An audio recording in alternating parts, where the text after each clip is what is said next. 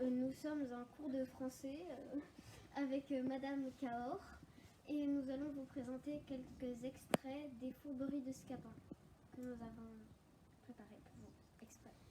Ah, Octave! Est-il vrai ce que Sylvestre vient de dire à Mérine? Que votre père est de retour et qu'il veut vous marier? Oui, belle Hyacinthe. Et ces nouvelles m'ont donné une attente cruelle. Mais que vois-je? Vous pleurez? Pourquoi ces larmes? Me soupçonnez-vous, dites-moi, de quelque infidélité? Et n'êtes-vous pas assuré de l'amour que j'ai pour vous? Je suis sûre que vous m'aimez, mais je ne le suis pas que vous m'aimiez toujours.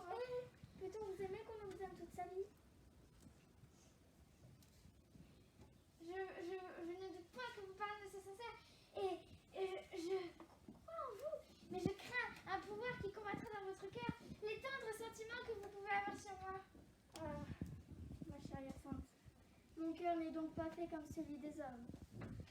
Et je sens bien, pour moi, que je vous aimerai jusqu'au tombeau.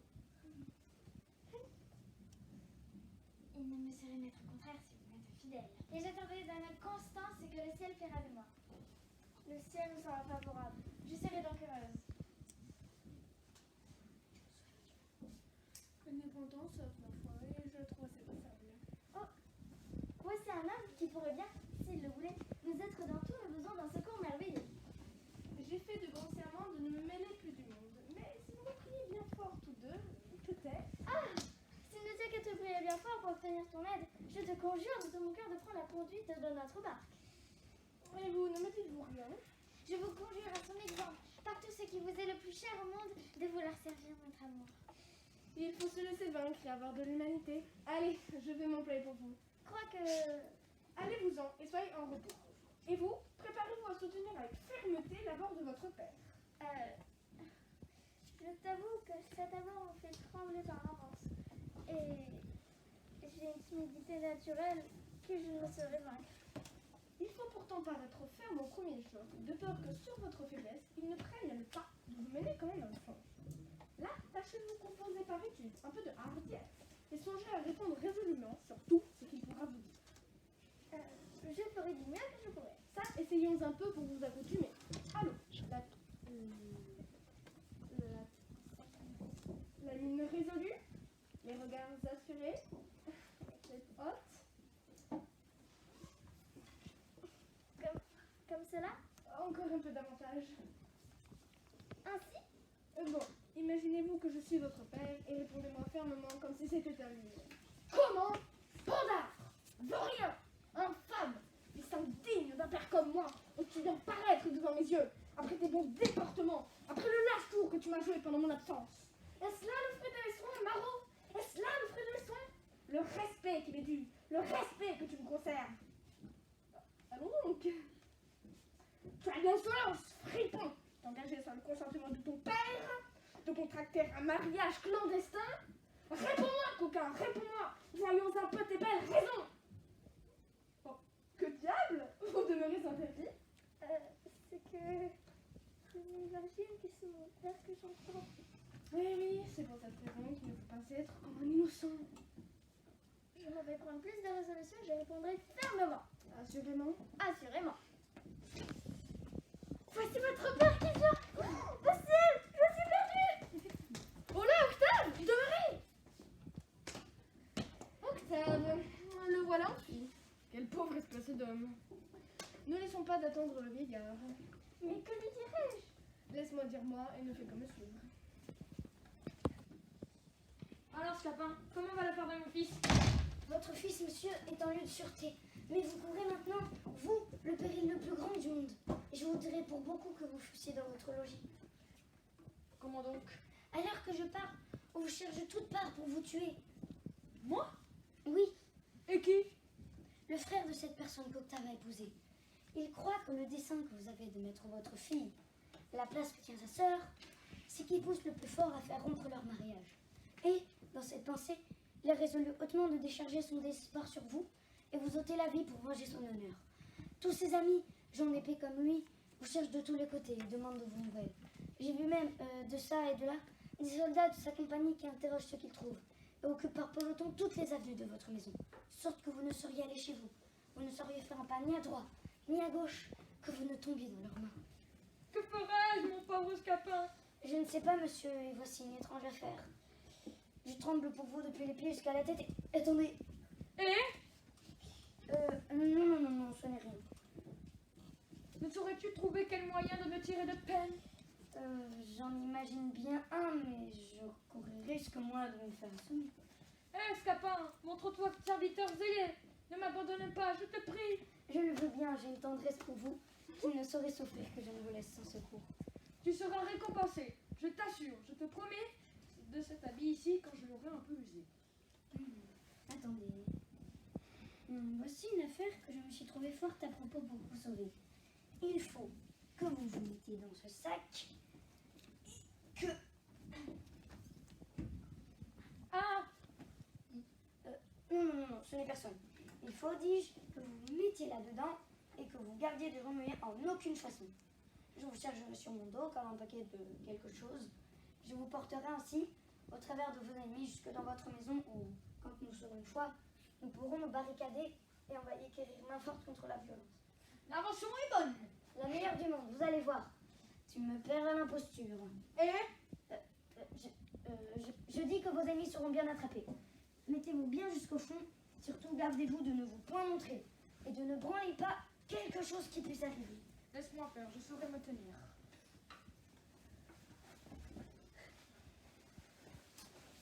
Cachez-vous, c'est un spadafin qui vous cherche.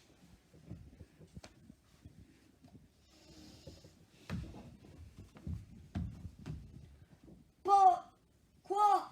Je n'aurai pas l'avantage de trouver ces Géronte et quelqu'un par charité ne m'enseignera pas où il est. Ne vous montrez pas. Cadilis, je les trouverai, se cacha-t-il au centre de la terre. Ne branlez pas. Oh, là, mon sac. Monsieur, j'étais pas une nuit et m'enseigne pour être Géronte. Vous cherchez le seigneur Géronte, monsieur? Oui, mardi, je les cherche. Et pour quelle affaire, monsieur? Pour quelle affaire? Oui. Je veux, Cadilis, les faire mourir sous les coups de bâton. Oh, monsieur, les coups de bâton ne se donnent point à des gens comme lui. Et ce n'est pas un homme à être traité de la sorte. Qui c'est fat des Gérontes, c'est marrant, c'est bélitre? Le seigneur Géronte, monsieur, n'est ni fat, ni marot, ni bélitre. Et vous devriez, s'il vous plaît, parler d'autre façon. Comment tu me traites? À moi?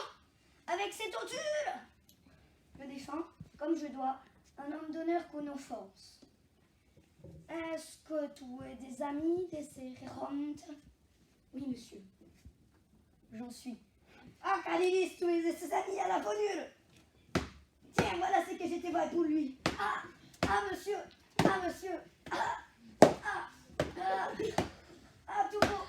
Doucement.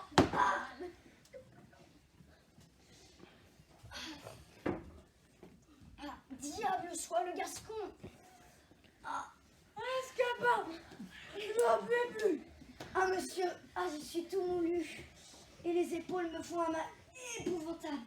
Comment? C'est sur les miennes qu'il a frappé. Mais ni, monsieur, c'est sur mon dos qu'il frappait.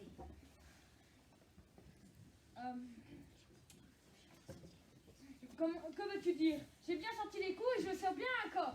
Non, vous dis-je, ce n'est que le bout du bâton qui est allé jusqu'à vos épaules.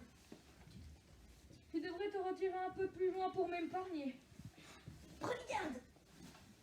En voici un autre qui a la mine d'un étranger.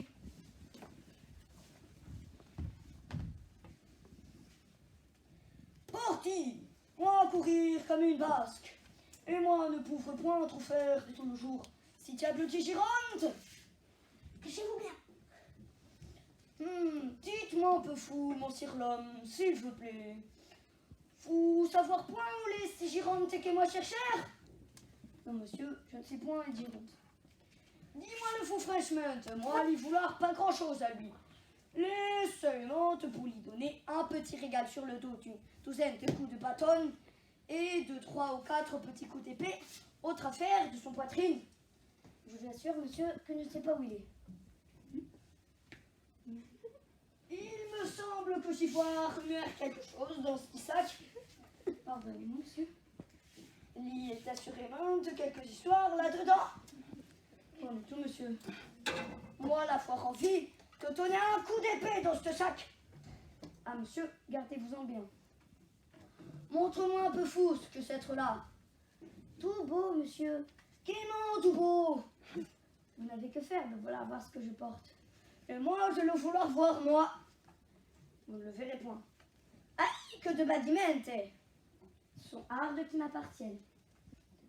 Montre-moi fou, te dis-je. Je ne ferai rien. Toi, ne faire rien. Non. Alors moi, paillé de ce bâton dessus les épaules de toi. Je me moque de cela. Ah, toi faire le drôle. Ah, monsieur. Tout beau. Doucement. Jusqu'au revoir. D'être là un petit leçon pour lui apprendre à toi à parler à solamente. Peste soit du baragouineux. Je suis roué. Je suis mort. Pourquoi bien faut-il qu'il frappe sur mon dos? Regarde, c'est une demi-douzaine de soldats tous ensemble.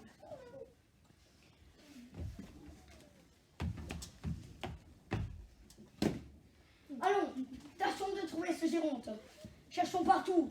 N'épargnons pas nos pas. Couvrons toute la ville. N'oublions aucun lieu. Visitons tout. Furtons de tous les côtés. Par où irons-nous? Tournons par là. Non, par ici. À gauche, à droite. Et si fait. Cachez-vous bien. Camarade, voici son valet. Allons, coquin, il faut que tu nous enseignes où est ton maître. Messieurs, ne me maltraitez point. Allons, dis-nous où il est. Parle, hâte-toi. Dépêche vite. Dos. Messieurs, doucement. Si tu nous fais trouver ton maître tout à l'heure, nous allons faire pleuvoir sur toi une ondée de coups de bâton. J'aime mieux souffrir toute chose que de vous découvrir mon maître. Nous allons t'assommer. Faites tout ce qu'il vous plaira. Tu as envie d'être battu? Je ne trahirai point mon maître. Tu en veux tâter, voilà. Femme! Un traître! Un scélérat! C'est ainsi que tu m'assassines! Oh non. Je me prends en l'air. Mais Péra, je te jure. J'aime les anti-histoires et la bonne dupe de ce vieillard. Je ne vois rien de plus plaisant à cela. Vous n'avez que faire d'en rire. Que voulez-vous dire, monsieur? Je vous dis que vous n'êtes pas vous de moquer de moi. De vous? Oui. Comment? Qui songe à se moquer de vous? Pourquoi venez-vous ici me rironner? Cela ne vous regarde point. Et je ris toute seule d'un conte que l'on vient de me faire. Le plus plaisant qu'on puisse entendre. Je ne sais pas si c'est parce que je suis intéressée dans la chose, mais je n'ai jamais trouvé rien d'aussi drôle qu'un tour qui vient d'être joué par un fils à son père pour en attraper de l'argent. Pour un fils à son père pour en attraper de l'argent? Oui. Pour peu que vous me pressiez, vous me trouverez assez disposé à vous dire l'affaire. Et j'ai une démarcation naturelle à faire part du compte que je sais. Je vous prie de me dire cette histoire. Je le veux bien. Je ne risquerai pas grand-chose à vous la dire. Et c'est une aventure qui n'est pas pour être longtemps secrète. La destinée a voulu que je me trouvasse parmi une bande de ces gens qu'on appelle égyptiens et qui, rôdant de province en province, se mêlent de dire la bonne fortune et quelquefois de beaucoup d'autres choses. En arrivant dans cette ville, un jeune homme me vit et conçut pour moi de l'amour. Dès ce moment, il s'attache à mes pas et le voilà d'abord comme tous les autres jeunes gens qui croient qu'il n'y a qu'à parler et qu'au moindre mot qu'ils nous disent, leurs affaires sont faites. Mais il trouva une fierté qui lui fait un peu corriger ses premières pensées. Il fit connaître sa passion aux gens qui me tenaient et les trouva assez disposés à me laisser à lui, moyennant quelques sommes. Mais le mal de l'affaire était que mon amant se trouvait dans l'état où l'on voit la plupart des fils de famille, c'est-à-dire qu'il était un peu dénué d'argent. Il avait un père qui, quoique riche, était un avaricieux fiefé, le plus vilain du monde. Attendez. Ne me saurais-je me souvenir de son nom? Hé! Aidez-moi un peu. Ne pouvez-vous me nommer quelqu'un de cette ville qui soit connu pour être un avare au dernier point? Non. Il y a son nom. Du ronte. Oronte? Non.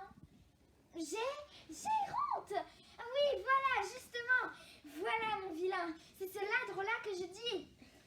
Pour en revenir à notre conte, nos gens ont voulu, aujourd'hui, partir de cette ville. Et mon amant m'allait perdre faute d'argent. Si, pour en tirer de son père, il n'avait trouvé de l'aide dans l'industrie d'un serviteur qu'il a. Pour le nom du serviteur, je restais à merveille.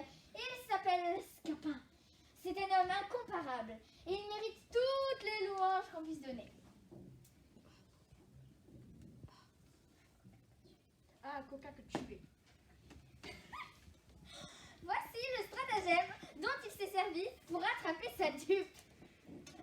Je ne saurais m'en souvenir que je n'aurais de tout mon cœur. Il est allé trouver ce chien d'avare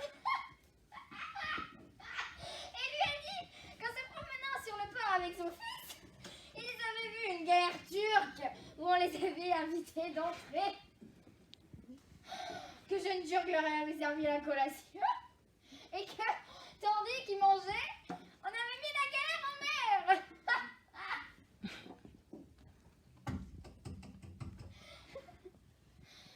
Que le turc l'avait renvoyé, lui seul, à terre, dans un esquif. Et que, avec ordre de dire au père, que s'il ne lui envoyait tout à l'heure 500 écus, il emmenait son fils en Alger. Il veut envoyer la justice en pleine mer après la galère du Turc. Il sollicite son valet de s'aller offrir à tenir la place de son fils, en tant qu'il ait amassé l'argent qu'il n'a pas envie de donner. Il abandonne pour faire les 500 écus. 4 ou 5 vieux habits qui n'en valent pas 30, même moins.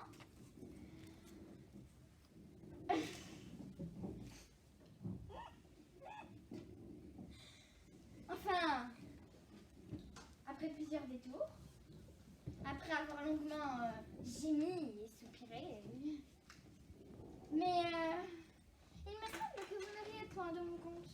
Qu'en dites-vous?